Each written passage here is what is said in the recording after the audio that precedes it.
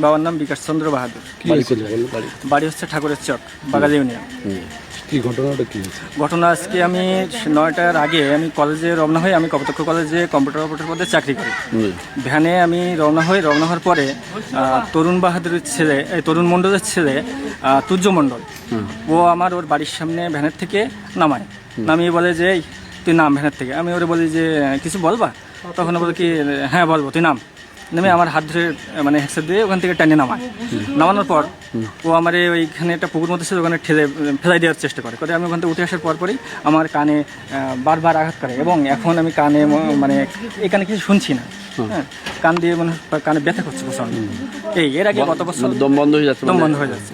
গত বছর তরুণ মণ্ডল অন্যের জমি নিয়ে, অন্যের জায়গা নিয়ে বিচারে যে সে আমার মারধর করে, এই তার দাগেই গত বছর।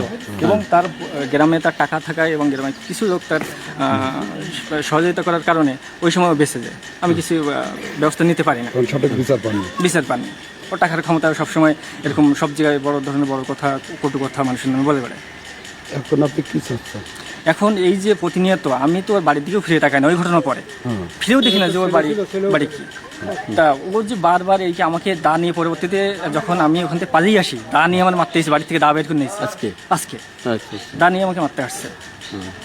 এখন প্রতিনিয়ত মানে ও আমাকে এর আগেও হুমকি দিয়েছে, তুই কয়রা কী হয়ে কলেজে যাই আমি দেখে নেবো, তরুণ কীভাবে তুই দেখে নেবো তোরে। আর আজকে তুর্য মারিস, ওনার ছেলে তুর্য মণ্ডল, ও আজকে এখানে মারছে।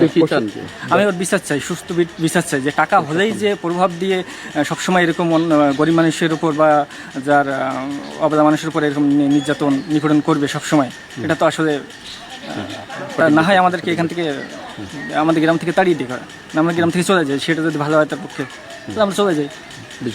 জি, আমি অবশ্যই এর সুস্থ সুন্দর বিচার চাই।